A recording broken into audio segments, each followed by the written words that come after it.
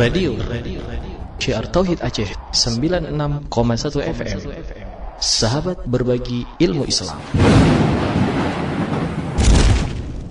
Mata'an lakum wa li'an'amikum فإذا جاءت الصاخة يوم يفر المرء من أخيه وأمه وأبيه وصاحبته وبنيه لكل امرئ منهم يومئذ شأن يغنيه وجوه يومئذ مسفرة ضاحكة مستبشرة ووجوه يومئذ عليها غبرة ترهقها قترة أولئك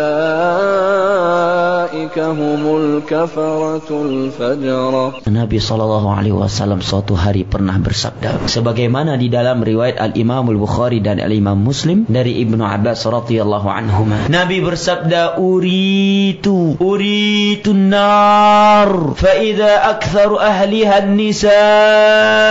Diperlihatkan kepada aku api neraka. Rupanya penghuni api neraka mayoritas mereka adalah dari kaum wanita. Uritun nar fa idza aktsaru ahliha an-nisa.